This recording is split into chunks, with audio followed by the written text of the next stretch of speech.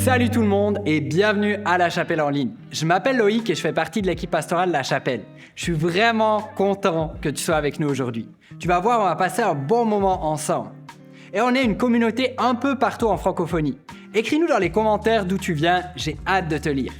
Et si le message te parle et que tu as envie de te joindre à nous en personne, La Chapelle offre des réunions tous les dimanches à Montréal, à Rosemont, au Myland et aussi à Gatineau. J'espère que tu viendras y faire un tour. Aujourd'hui, on clôture notre série Rêvons grand, bâtissons maintenant et on écoute ensemble le message de pasteur Josias, pasteur de La Chapelle Gatineau. On se revoit à la fin de la réunion. Hey, je suis content d'être ici ce matin, vraiment content. J'étais ici au 10e. Pour ceux qui m'ont vu là-bas, et je dis toujours à Karine, à David, je dis, wow, c'est toujours, le monde soit rempli d'accueil, rempli d'amour, d'hospitalité. Tout le monde me salue. C'est vraiment cool. On est vraiment une grande famille. Et aujourd'hui, il y a, pour ceux qui le connaissent, David Saint-Martin qui prêche à Gatineau. Donc, c'est cool. C'est quelqu'un d'ici. Il y en a, c'est comme, c'est qui? C'est quelqu'un d'ici. C'est quelqu'un d'ici. Qui prêche à Gatineau. Donc, on est tous une grande famille. Donc, c'est cool. Êtes-vous prêts pour ce matin? Yes! On va voir si vous êtes réveillés. Petite question pour commencer. Vous savez, on est toujours dans... En fait, on termine la série de messages « Rêvons grand, bâtissons maintenant ». Mais je vais vous poser une petite question pour commencer. Qui sont ceux qui aiment se lever tôt? Levez la main. Versus ceux qui aiment se lever tard. Okay? Je vais voir. OK, très peu, c'est ça. Je m'attendais à ça. Deuxième réunion, c'est du monde qui, tu sais... on va pas... qui aime ça, se lever tard? Levez la main. OK, ils sont là. En fait, 11h30, c'est trop tôt. C'est trop tôt. Mais vous devriez voir. OK, la première réunion, quand j'ai posé la question, tout le monde a levé la main, levé tôt. C'était comme du monde rempli de caféine. Tu comprends ce que je veux dire? Mais moi, si tu me poses la question, si je préfère me lever tôt ou me lever tard, en fait, idéalement, j'aimerais ça me lever super tôt. OK? Parce que, tu sais, il n'y a pas de bruit, c'est silencieux, c'est calme. J'aime ça, j'aime cette atmosphère-là. Peut-être parce que j'ai 4 enfants, je ne sais pas, mais j'aime ça. Et me coucher super tard. Et l'idée, c'est juste de comme... Si je pouvais, tu sais, tu profites de la vie, tu peux avoir le meilleur des deux mondes. Mais bref, c'est pas le cas. Je me couche tôt, puis je me lève tôt. Mais vous savez, ma fille Zoé, elle, c'est particulier. Chacun a des préférences particulières, mais ma fille Zoé, de 4 ans, c'est particulier. Elle peut se coucher tard et se lever tard. En fait, elle aimerait ça. Elle a juste 4 ans. Okay? Ma fille Zoé, c'est sûr qu'on ne la laisse pas se coucher tard. Couche-toi à 7 heures comme tout le monde. Okay? Mais elle, on la couche à 7 heures. Si on ne dit rien, on ne fait rien, elle va se lever à 10 heures. Okay? 10 heures. Adolescent sort de ce corps. Okay? Ma fille Zoé, c'est incroyable. Elle, on peut rentrer dans la chambre. On ouvre les rideaux, on fait du bruit, on lui tire la couverture, rien à faire. Okay? Elle veut rester couchée. Même si elle se réveille un peu, elle nous voit. Puis elle a juste hâte de se rendormir. Okay? Ça, c'est ma fille Zoé. Des fois, je prends un peu la couverture, je lui enlève pour la réveiller. Je veux qu'elle ait froid. J'enlève la couverture, puis elle me fait... littéralement. Okay, littéralement. Fait que là, moi, je lui fais... puis elle me fait... Puis là, ma femme trouve qu'on est un peu... Fait qu'elle vient, elle s'en mêle, puis ma fille Zoé finit par descendre. Mais ma fille, ça prend une éternité à s'habiller. Okay? Une éternité à brosser ses dents. Tout est lourd, tout est difficile. Pour ma fille Zoé, puis une fois en particulier, c'était vraiment drôle. Okay, ma fille Zoé prend une éternité à s'habiller. Ma femme est très forte sur comme l'autonomie. OK, t'es capable, vas-y, t'es capable. Ma fille, elle prend une éternité. Elle s'habille. Elle est complètement démoralisée. Okay? Elle a comme une bulle au-dessus de sa tête qui dit « Mes parents font en sorte que ma vie est pourrie. » Vraiment, je le vois le matin. Je le vois, c'est écrit. Là. J'essaie de l'effacer. Mais ma vie est pourrie. Et ce matin-là, elle avait une moitié de gaufre dans la bouche. Une moitié de gaufre à la main, habillée, son sac qui pendouille vers l'arrière, puis elle courait de manière très démoralisée vers l'arrêt de bus. Tu sais. Ça, c'est ma fille Zoé. Okay? Mais après l'école, le bus l'a arrêté proche de la maison, puis après l'école, on lui dit « Puis comment a été ta journée? » Elle me dit « Ah, c'était bien, j'ai vu des amis, on a fait des dessins, c'était le fun avec le prof et tout ça. » Puis là, je dis « Oui, c'est ça que je sais. Quand papa il essaie de te lever le matin, c'est ça, là, pour que tu puisses profiter de la vie, les plaisirs, saisir ta destinée, saisir ton avenir. » Mais pour ma fille, c'est comme ça rentre d'une oreille, ça sort de l'autre. C'est comme « J'aimerais ça. » coucher toute ma vie, puis profiter aussi toute ma vie. Mais tu ne peux pas faire les deux, OK? Mais vous êtes d'accord avec moi que l'avenir appartient à ceux qui se...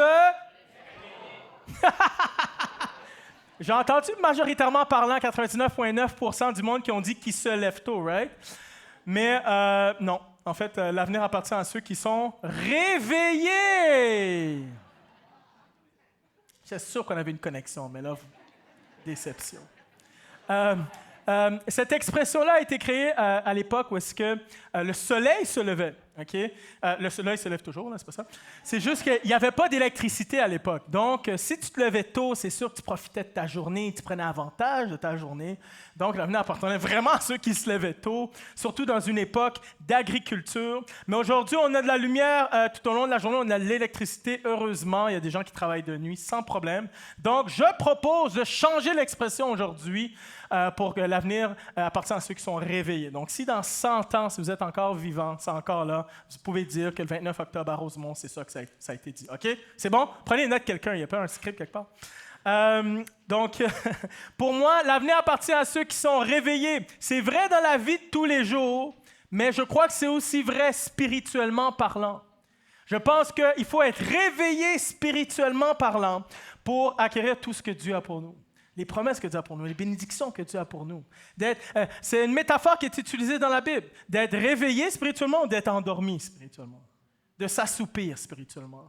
D'être mort littéralement spirituellement. Okay? Il y a quelque chose dans je veux être réveillé physiquement, mais être réveillé spirituellement face aux choses de Dieu. Et ça nous arrive à tous, pour certains, qu'à un moment dans ta vie, tu étais réveillé spirituellement, puis là, tu t'assoupis tranquillement. Ou il y en a, tu ne le réalises pas, tu es comme, OK, je ne savais pas que ça voulait dire ça, être assoupi spirituellement. Donc, je vais juste vous aider avec quelques petits symptômes si tu t'assoupis ou si tu es endormi spirituellement. C'est que tout ce qui est spirituel devient lourd. C'est lourd. Tout ce qui d'entendre les choses spirituelles, de faire les choses spirituelles devient lourd. Il y a un relâchement général qui vient.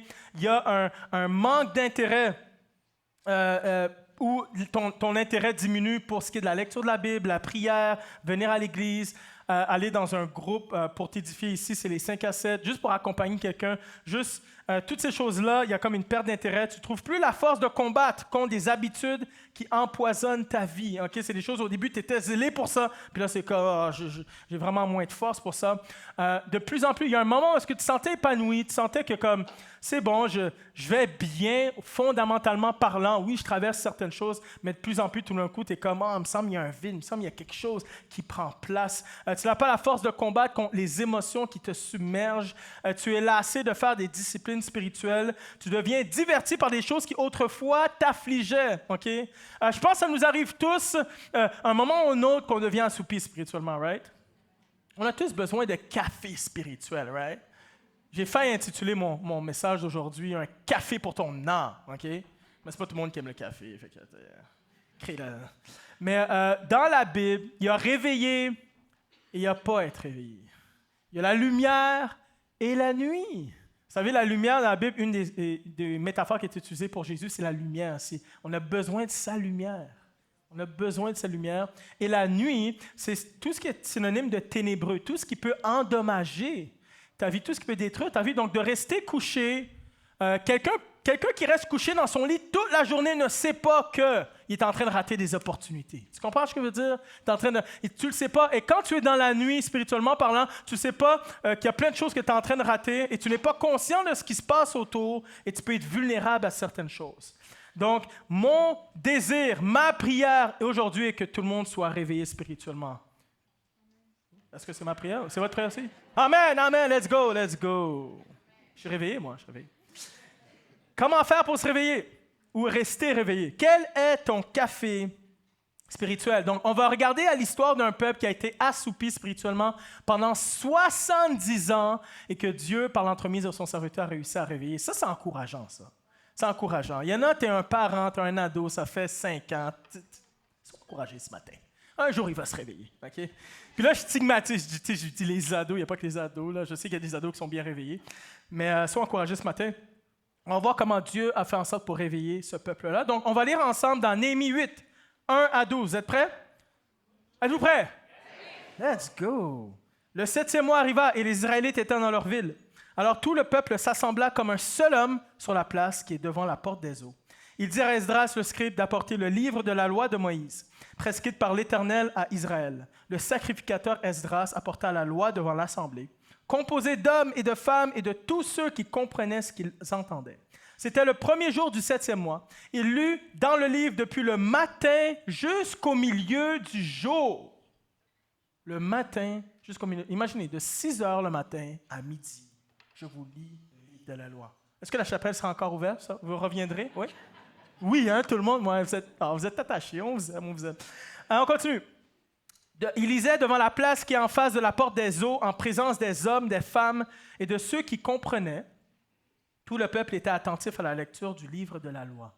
Esdras, le scribe, était placé sur une estrade de bois, comme ici, dressé à cette occasion. Auprès de lui, à sa droite, se tenaient Matithia, Shema, Anaya, Uri, Ilkiya et Maseya, et à sa gauche, Pédaya, Michaël, Malkiya et Hatchoum. Je fais des efforts. Je me demande comment s'appelle son frère. Je sais pas. Adjbana, Zacharie et Meshulam. Et verset 5 dit, Esdras ouvrit le livre à la vue de tout le peuple, car il se trouvait plus haut que tout le peuple. Et lorsqu'il l'eut ouvert, tout le peuple se tint debout. Esdras bénit l'Éternel, le grand Dieu, et tout le peuple répondit en levant les mains à 3. 1, 2, 3. Amen. Amen. Vous suivez, vous êtes bons. Ils s'inclinèrent et se prosternèrent devant l'Éternel, la face contre terre. Josué, Bani, Chéribia, Yamin, Akoub, c'est un peu compliqué, fait que je vais sauter la liste de noms, ok? Vous le voyez à l'écran. Et le peuple restait... et les Lévites faisaient comprendre la loi au peuple, et le peuple restait debout.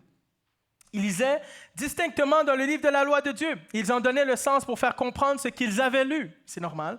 Néhémie, le gouverneur, Esdras, le sacrificateur scribe, et les Lévites qui enseignaient le peuple, dirent à tout le peuple, « Ce jour est consacré à l'Éternel, votre Dieu. Ne soyez pas dans le deuil et dans les pleurs, car tout le peuple pleurait en entendant les paroles de la loi. À 3, vous pleurez. 1, 2, 3. Vous n'avez pas des beaux pleurs. C'est pas beau. Ma fille, quand elle pleure, c'est cute. Ça, c'est pas cute. Esdras leur dit, « Allez, mangez des viandes grasses. » Quel beau verset. C'est mon verset favori à partir d'aujourd'hui. Okay? Il met des steaks, toutes sortes de choses.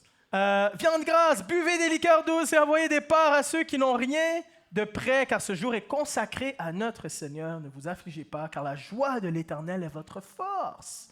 Les Lévites calmaient tout le peuple en disant, « Taisez-vous, car ce jour est saint, ne vous affligez pas. » Tout le peuple s'en alla pour manger et boire, pour envoyer des parts et pour se livrer à de grandes réjouissances, car ils avaient compris les paroles qu'on leur avait enseignées. Expliquées, pardon.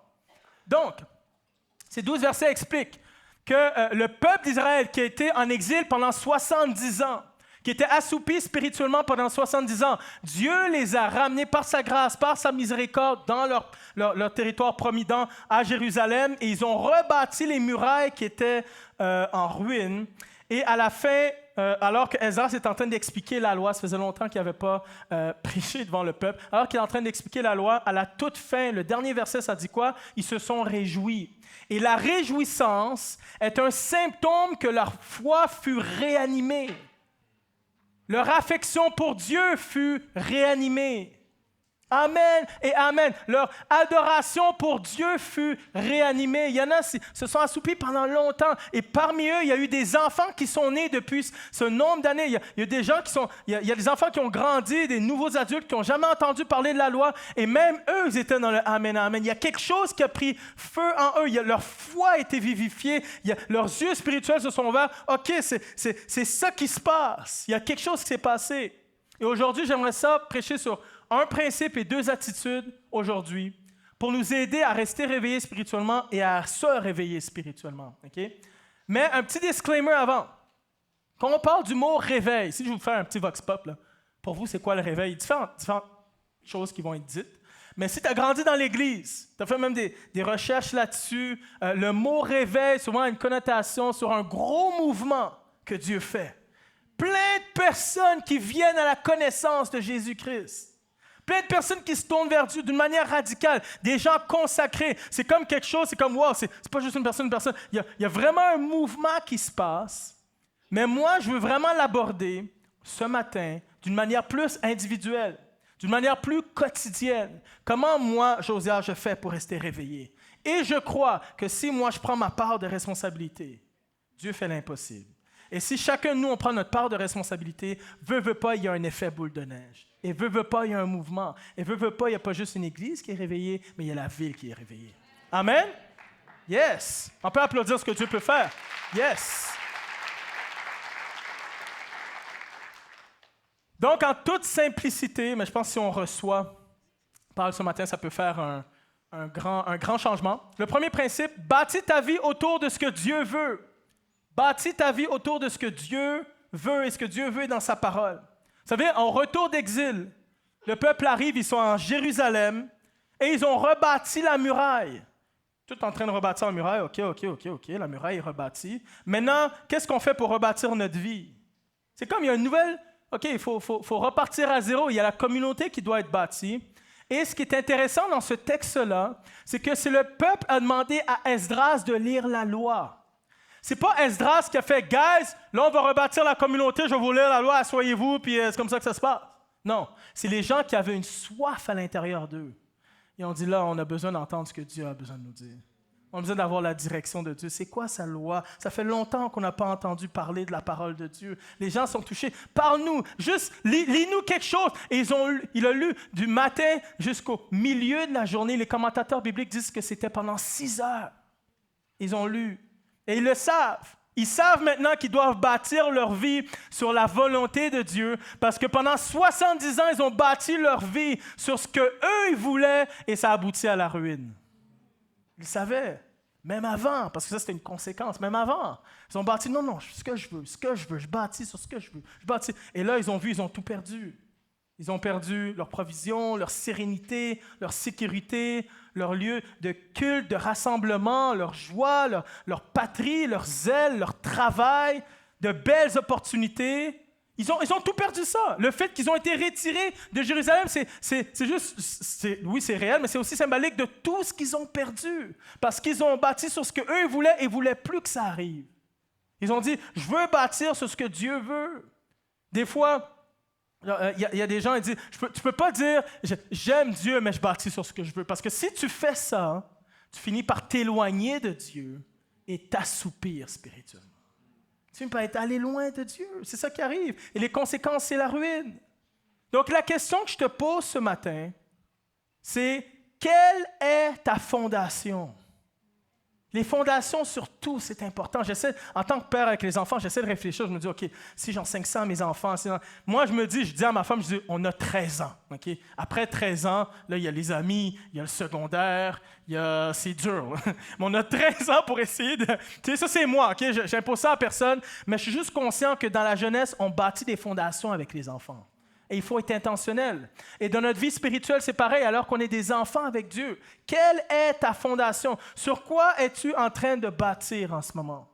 J'aimerais vous partager une image d'une maison qui est en Caroline du Nord, qui a été bâtie sur le long d'une plage. Okay? Sur le long d'une plage, là où il y avait du sable, il y avait la plage qui montait continuellement. Et c'est des contracteurs qui avaient des millions de dollars. Ils se sont dit, on va bâtir plein de maisons. Il y a du monde qui rêve à être sur le bord de l'eau. Est-ce qu'il y a du monde qui rêve d'être sur le bord de l'eau ici? Oui? Pourquoi vous êtes ici à Montréal? En tout cas, ils rêvent sur le bord de... Continuez à rêver.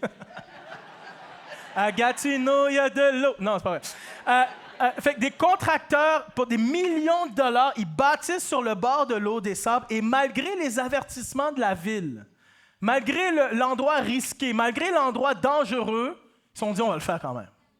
On va le faire quand même. Parce que juste l'idée d'être sur le bord de l'eau, c'est tellement paradisiaque. C'est tellement beau. On va le faire quand même. Mais arriva ce qui arriva.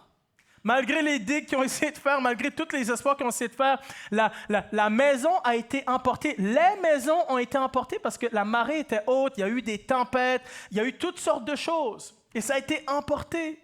Tu ne peux pas espérer bâtir sur le sable, bâtir dans un endroit risqué, bâtir dans un endroit dangereux et espérer rester sur le bord du rivage. Tu ne peux pas espérer bâtir sur autre chose que Dieu qui est ton roc. C'est Jésus qui vient avec cette illustration-là.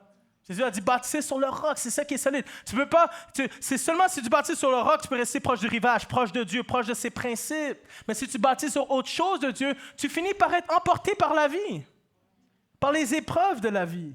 Tu finis loin de Dieu. Sur quoi es-tu en train de bâtir en ce moment? Vous savez, la grâce de Dieu, c'est que lorsqu'on a pris des décisions, on a bâti sur autre chose, puis on vit la ruine, Dieu nous accueille quand même. Ça, c'est vraiment l'amour de Dieu. Je disais ce texte-là, puis je suis comme, oui, Dieu veut nous apprendre. Dieu veut qu'on apprenne à être plus sage. Dieu veut qu'on prenne des meilleures décisions. Mais quand on prend quand même des mauvaises décisions, quand on ne l'a pas écouté pendant longtemps, puis on est brisé, on peut toujours se tourner vers Dieu. Et ça, c'est une grâce incroyable. Il y a des gens, peut-être, ce matin, tu es dans cet état-là, et tu te dis, je me suis retourné à plein de choses. J'aimerais te dire que Dieu t'accueille toujours. Okay? Mais Dieu veut, et mon souhait, ma prière, c'est t'éviter la catastrophe. T'éviter la catastrophe. Rester réveillé, pas obligé de... Parce qu'il y a des conséquences qui viennent avec ça.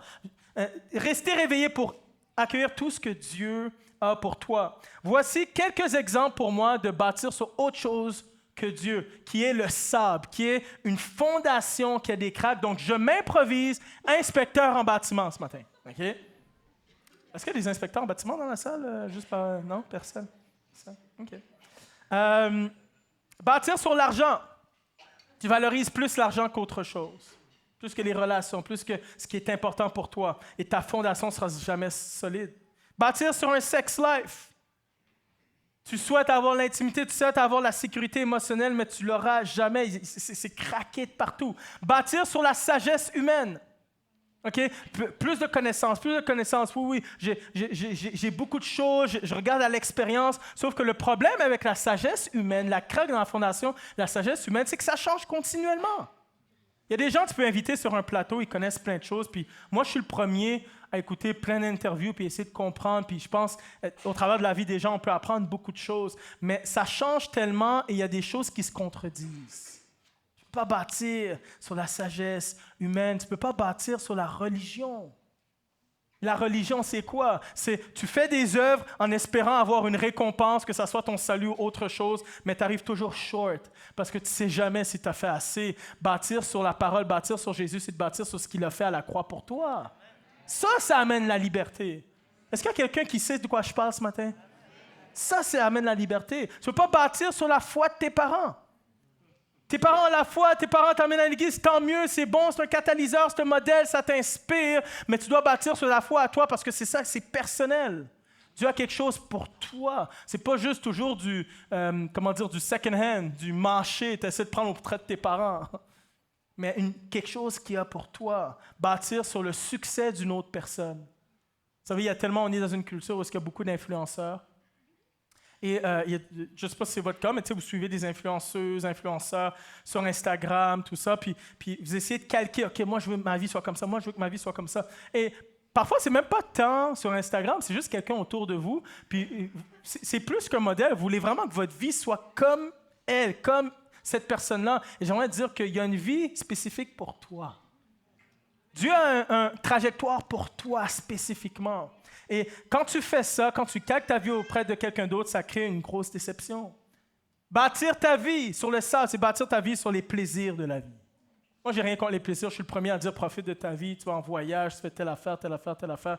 C'est le fun. Il faut profiter. Ça fait partie des grâces et des bénédictions que Dieu nous donne. Mais quand tu bâtis ta vie juste sur ça, tu dis c'est ça ma vie. Moi, c'est juste d'avoir du plaisir, d'avoir du plaisir. Tu finis par avoir un vide et tu cours après un autre plaisir, un autre plaisir. Tu finis par être emporté loin de Dieu. Bâtir sur les relations. Je veux dire, Dieu est pour les relations, mais ça dit tu aimeras ton Dieu et tu aimeras ton prochain comme toi-même. Bâtis d'abord sur Dieu. Dieu va te donner le modèle des relations. Les relations sont imparfaites. Séparation, chicane, désaccord. Jésus souhaite qu'on bâtisse sur le roc. Bâtir sur la parole, c'est de bâtir sur Jésus.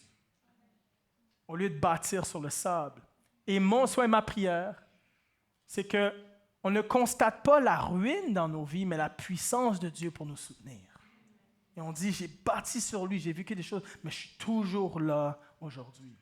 Donc, bâtir ta vie autour de ce que Dieu veut, bâtir sur ce que Dieu veut, c'est le principe général. Et les deux attitudes à avoir, la première, avoir une attitude de révérence face à ce que Dieu veut.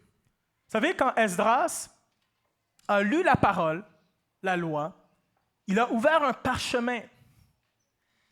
Les parchemins étaient hyper sacrés. Okay? Ça faisait des années, des décennies que le peuple n'avait pas encore entendu parler de la parole. Et c'était sacré. Ce n'est pas tout le monde qui avait accès à la parole aujourd'hui. C'était un moment vraiment sacré. C'est pas nous, on a accès à la Bible dans l'application, dans notre téléphone, le même outil qu'on fait plein d'autres choses, vous comprenez?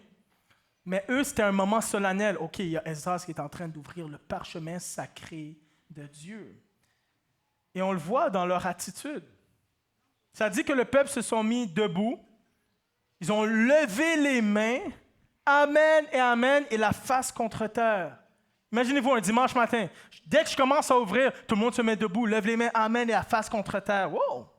C'est quand même quelque chose. Ils avaient une attitude de révérence face à la parole de Dieu. Ils ont écouté pendant au moins 6 heures. Je suis comme, man, 6 heures. Du matin jusqu'à midi. Comment est-ce possible?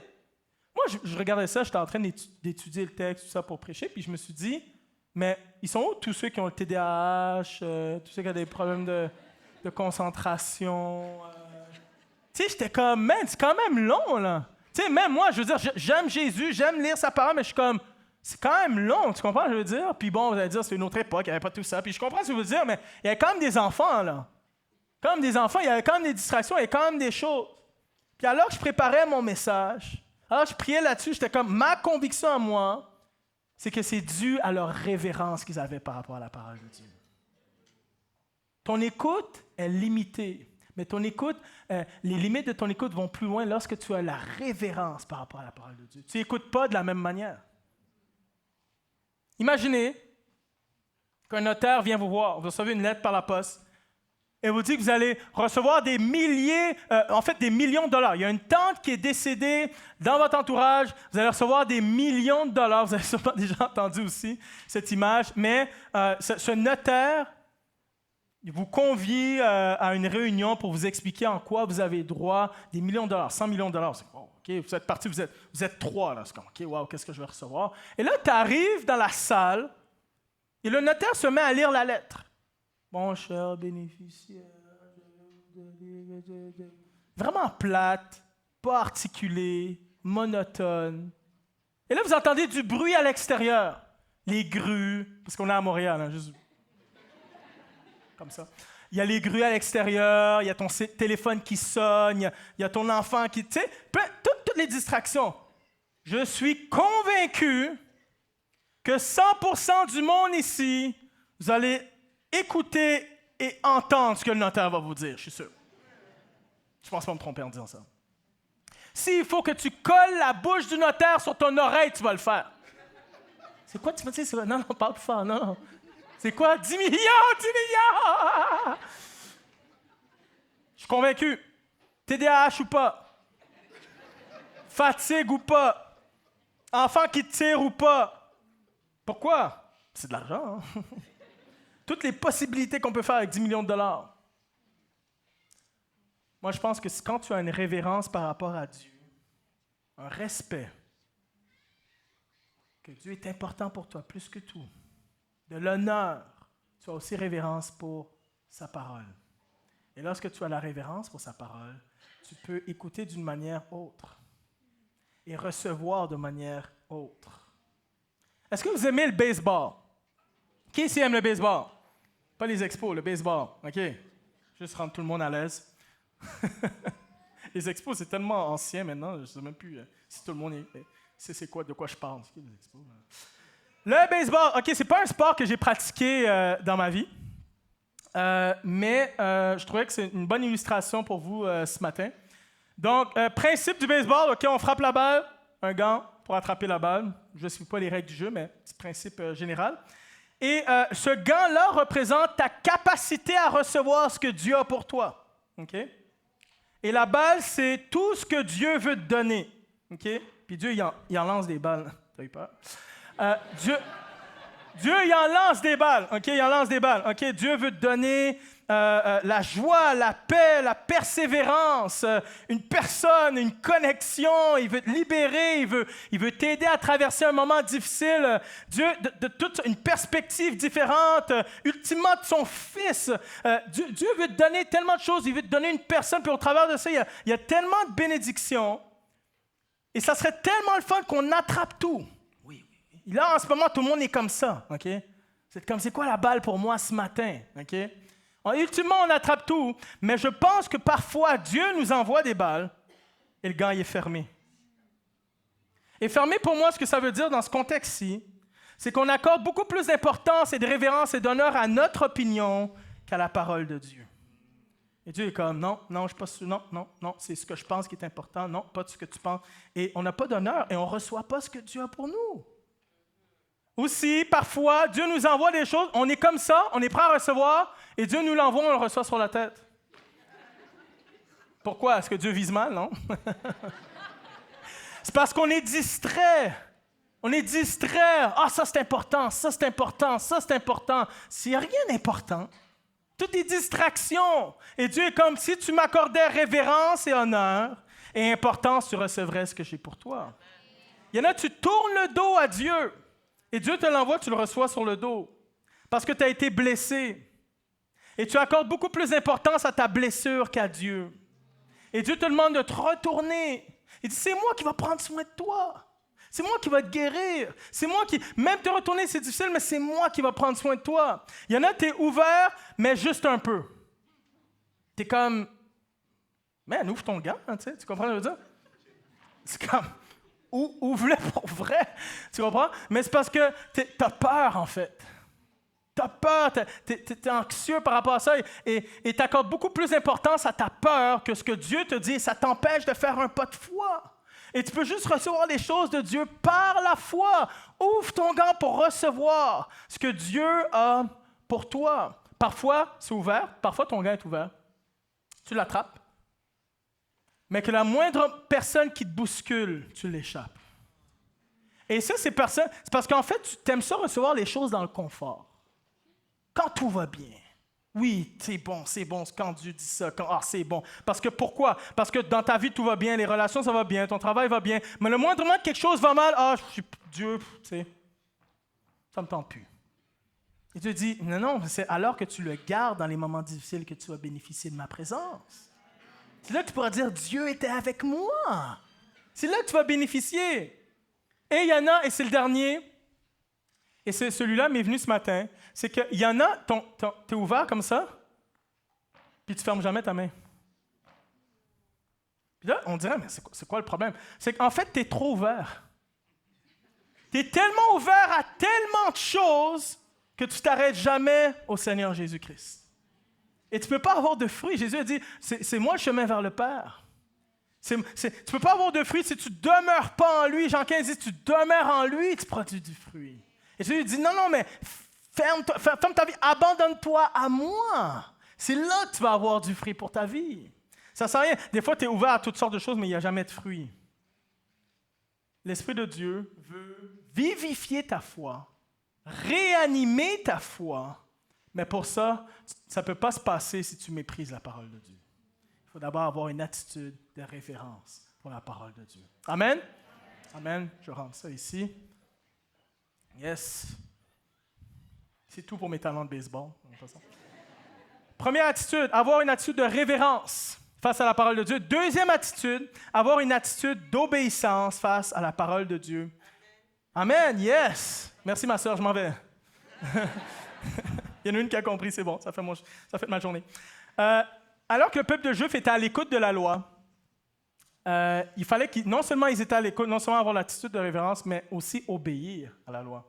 Il est possible d'être à l'écoute sans obéir, right? Vous savez, lorsque Esdras a lu la loi, ça dit dans le texte que c'était le 7e mois, et c'était un mois de fête.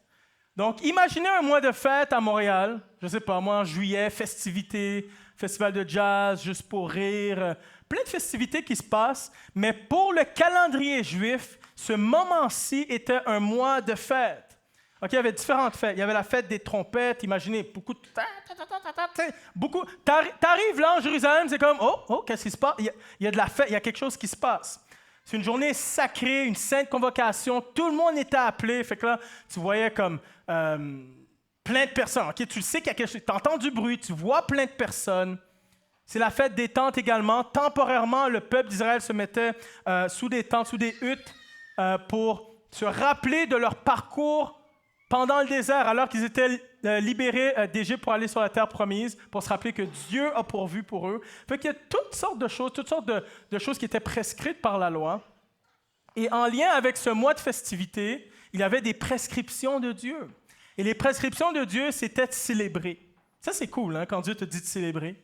Okay? Il y en a qui ont en tête une manière de célébrer, c'est pas ça. Okay? Mais Dieu dit célébrer. Et là, Esdras est en train de dire, les encourage à célébrer, même un impératif à célébrer. Mais ce qui se passe dans le texte, je ne sais pas, on l'a lu, il y a eu beaucoup de versets là ce matin, mais il y a des gens qui commencent à pleurer.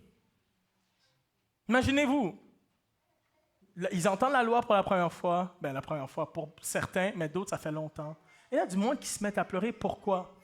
Parce qu'il y en a qui commencent à regretter ce qu'ils ont fait. Ça fait longtemps qu'on n'a pas entendu la loi de Dieu, les préceptes de Dieu. Puis il y a du monde qui commence à regretter. Il y en a qui commencent à prendre conscience. Du monde qui commence des étapes de repentance, puis on le sait parce qu'on sait dans les chapitres suivants, c'est ça qui prend place vraiment en profondeur. Et c'est la première étape. Et tout ça est bon, toutes ces prises de conscience, le regret, toutes ces larmes sont importantes, mais à ce moment-ci, Esdras, c'est comme célébrer, guys. Manger des viandes, grâce. Réjouissez-vous. Mocktail, cocktail, tu comprends ce que je veux dire? C'est ça qu'Esdras est en train de dire. Mais là, les gens, ils sont tristes en ce moment. Ils n'ont pas le même mood.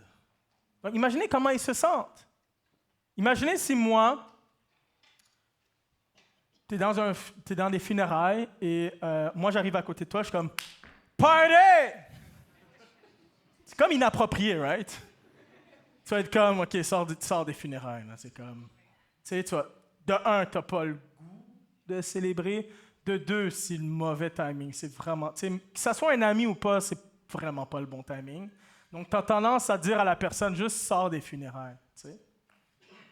Mais ce qui est bizarre, en fait, ce qui est surprenant dans ce texte-là, c'est qu'alors qu'Esdras leur dit de célébrer, au verset 17, qu'est-ce que ça dit? Ils se livrèrent à de grandes réjouissances. Parce qu'ils avaient quoi? Compris ce qui avait été expliqué. Ils ont reçu la parole. Voici ce qui est pour nous. Parfois, Dieu te demande de faire quelque chose qui semble ne pas faire de sens pour toi, mais c'est ce qu'il y a de mieux pour toi. Des fois, Dieu te demande de faire quelque chose qui semble ne pas être dans ton timing. On voit Dieu comme quelqu'un qui rentre dans les funérailles. Puis on a juste le goût de faire à Dieu, non, c'est pas ça ce que je vis en ce moment. Puis Dieu est comme, si tu faisais ce que je te demandais, tu vas voir, ça va être bon pour toi. Pas notre timing. On n'a pas le mood d'obéir. Dieu semble ne pas comprendre. Dieu semble ne pas savoir. On veut juste l'écarter. Mais c'est juste quand tu obéis jusqu'au bout, malgré l'émotion inconfortable, que Dieu peut te bénir. Amen? Une illustration pour moi de l'obéissance, c'est comme une femme qui accouche. Okay? Je vais faire attention, je sais qu'il y a des femmes qui ont accouché. Ma femme aussi a accouché de nos petits bébés. Et puis, c'est fou l'accouchement, autant c'est un événement merveilleux, mais quand tu y penses, ça, c'est quelque chose. Et ma femme, quand elle a eu ses contractions, plus elle avait des contractions, plus ça faisait mal, évidemment, plus il y a de la douleur. Mais c'est à ce moment-là que le médecin dit de pousser. T'aimerais ça que le médecin dit de pousser quand t'as pas mal. Tu comprends ce que je veux dire? Mais non, t'as mal, pousse! OK, t'as mal, pousse! Puis ma femme, je l'ai vue avant l'accouchement, visage d'ange. Puis pendant l'accouchement, on dirait qu'elle voulait me tuer. Tu comprends ce que je veux dire? Je comprends pas. Son visage s'est transformé. Pousser, pousse. Pourquoi? Parce que ça signifiait toute la douleur. C'est intense. Mais alors qu'elle pousse, finalement, le petit extraterrestre sort. Ça ressemble vraiment à un extraterrestre. Arrêtez-moi ça, là, OK? Ça ressemble vraiment à un extraterrestre. Après, c'est beau. Après, mais au début, oublie ça. T'es comme... En tout cas. Fait que là, le petit bébé est là. Et pour de vrai, ça apporte vraiment de la joie. C'est incroyable. C'est « Wow, Seigneur, comment tu peux faire ça? Tu poses plein de questions. Le miracle de la vie. » Moi, j'ai eu la chance de couper le cordon. C'est beau, c'est cute. Puis là, il va directement au sein. Tout ça, c'est beau, c'est incroyable. Mais tu te dis, elle a dû passer par la douleur pour enfanter le bébé. Elle a dû passer. La douleur s'est intensifiée pour accoucher du bébé. Et je me dis, l'obéissance, pour moi, c'est ça des fois. C'est que quand Dieu te demande de faire quelque chose, des fois, c'est inconfortable. C'est comme quand Dieu te dit pousse. C'est inconfortable, tes émotions sont inconfortables. Puis là, t'es comme, mais ça me tente pas, ça me tente vraiment pas. Ton timing, Dieu, est pas bon. Ça fait pas de sens pour moi. Il dit non, mais c'est juste si tu vas jusqu'au bout de ce que je te demande que tu vas avoir la bénédiction. C'est juste si tu vas jusqu'au bout que tu vas avoir la joie. C'est juste seulement si tu vas jusqu'au bout que tu vas être libéré. Je ne sais pas où tu es ce matin, dans tout ce qu'on a nommé. Il y en a qui tu es peut-être indifférent face à ce qui est dit. Tu dis, moi, les choses spirituelles, j'ai été invité, c'est ma première fois, je ne sais pas, peut-être indifférent. Et je prie que Dieu t'aide à prendre conscience de ton besoin. On a tous besoin de Dieu. Il y en a, tu bâtis. Tu bâtis sur le sable en ce moment, tu ne le réalises pas et je prie que tu prennes conscience. Puis il y en a d'autres, tu bâtis sur le roc, tu bâtis sur la parole, tu bâtis sur les principes de Dieu, mais peut-être que Dieu veut juste t'aider à avoir un peu plus de révérence. Puis il y a des choses qui sont en train de pousser ta distraction et ton regard en ce moment. Parce que Dieu est toujours en train de lancer des balles. Puis des fois, on rate des balles, puis on dit, Dieu, pourquoi tu ne m'as pas lancé de balles? Mais Dieu dit, non, c'est l'attitude de cœur. Et parfois, tu obéis, puis tu es là, ouais, non, je bâtis, j'obéis, mais moi, je vous confesse, des fois, d'obéir jusqu'au bout, des fois, c'est difficile. Parce qu'il y a des choses qui nous demandent plus. Il y a des choses qui, ça fait mal. Quand j'obéis ça fait mal, mais un peu moins mal, parce que ça fait 5 ans que j'obéis dans ce domaine-là de ma vie.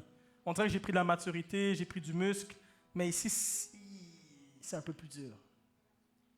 Mais on demande des choses à Dieu, mais des fois, on ne pense pas au processus. C'est alors que tu obéis à ce que Dieu te dit, que tu vas avoir la joie que Dieu promet, que tu vas avoir la bénédiction que Dieu promet. Tu vas vivre un réveil, tu vas être capable de dire non à quelqu'un d'autre. Vas-y, va jusqu'au bout parce que Jésus a quelque chose pour toi.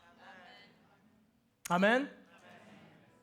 J'aimerais lancer une invitation ce matin. Je vais t'inviter à pencher la tête, fermer les yeux.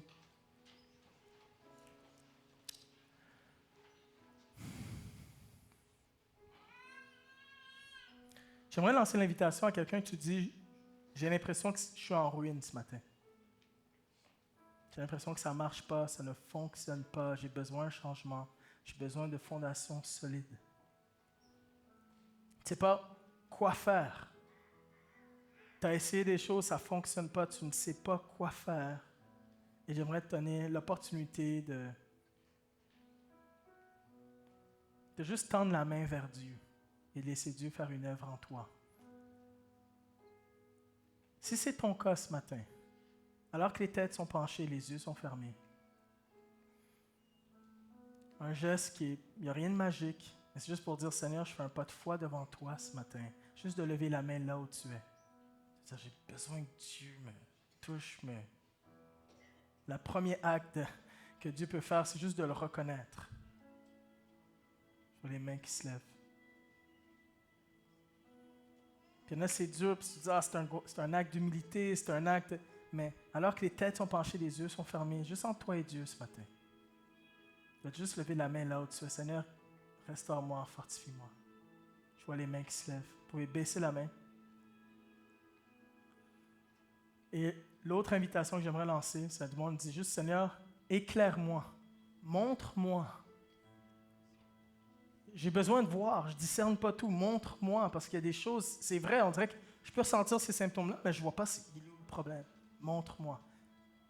C'est quoi qui ne fonctionne pas? Est-ce qu'il y a des craques dans mes fondations? Si c'est toi ce matin, juste alors que les têtes sont penchées, les yeux sont fermés, levez la main ce matin. Les mains qui se lèvent. Vous pouvez baisser la main. Seigneur Jésus, on vient devant toi. On veut d'abord déclarer, Seigneur, que tu es celui qui restaure, qui guérit, qui fortifie. Seigneur, je te prie que tu le fasses dans la vie de toutes ces personnes qui ont levé la main.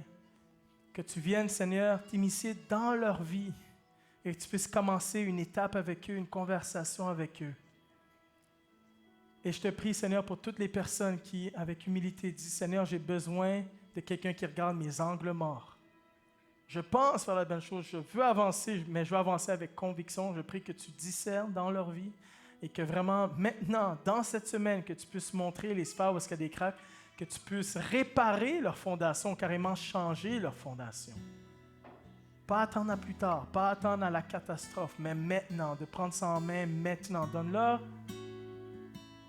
cette volonté, ce courage d'y faire face maintenant.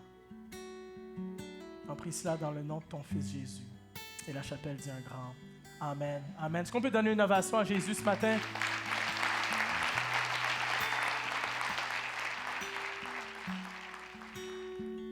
Oh, ce nom,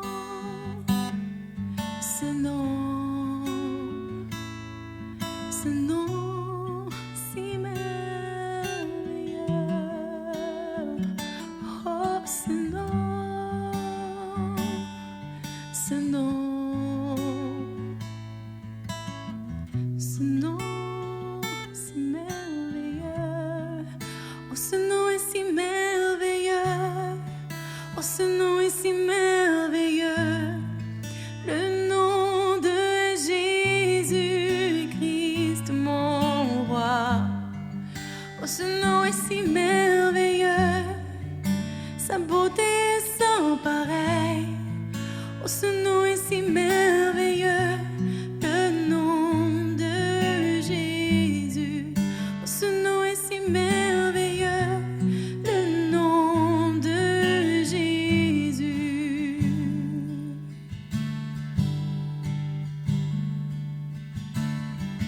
Tu étais là dès la création, Fils unique du Dieu très haut.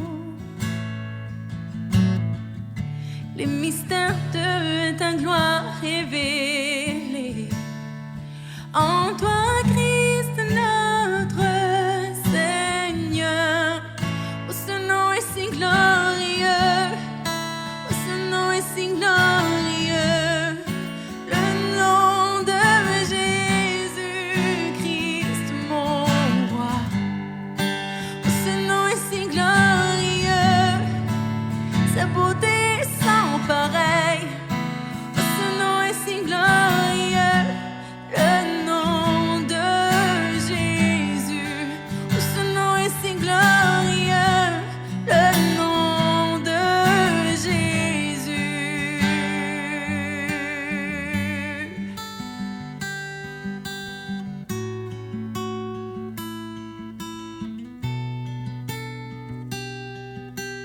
Oh, oh, oh.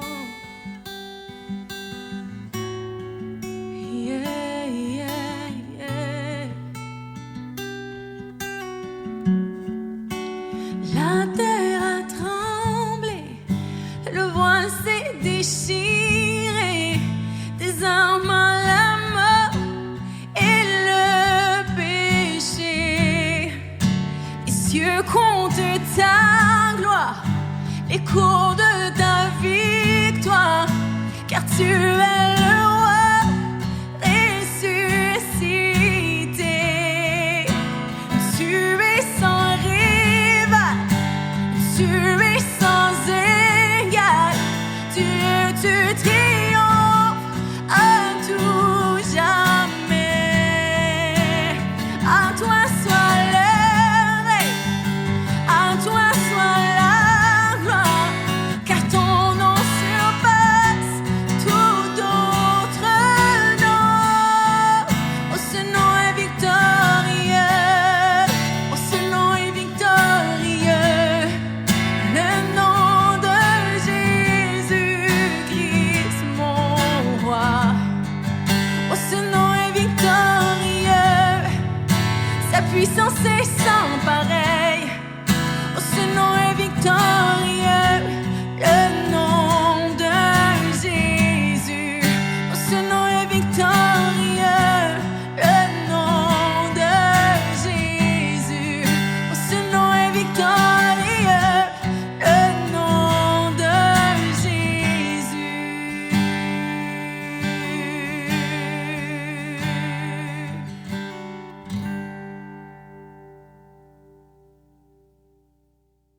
Merci Josias pour ton message. Cette semaine, ne laisse pas la distraction, les difficultés ou même les bons moments faire de l'ombre à ce que Dieu veut te dire. Aie une attitude de révérence et d'obéissance devant notre Seigneur qui a donné sa vie pour chacun de nous. Si tu as envie de connecter avec des gens de la communauté de la chapelle en ligne, joins-toi à nous demain midi par Zoom pour parler du message et prier avec d'autres personnes de l'Église dans le After. Tu trouveras le lien sur notre site web. L'Église, c'est nous. C'est grâce à ta générosité qu'on peut poursuivre notre mission de faire des disciples. On peut vivre l'Église en personne ou en ligne les dimanches, mais aussi venir en aide aux plus démunis à travers l'organisme J'aime ma ville. Si la chapelle est ton Église, je t'invite à donner de façon régulière. Tu peux donner de façon automatique en allant sur notre site web ou notre application mobile. Merci de ta générosité. Voilà, c'est déjà la fin de la réunion. Je te souhaite une belle semaine et on se voit la semaine prochaine.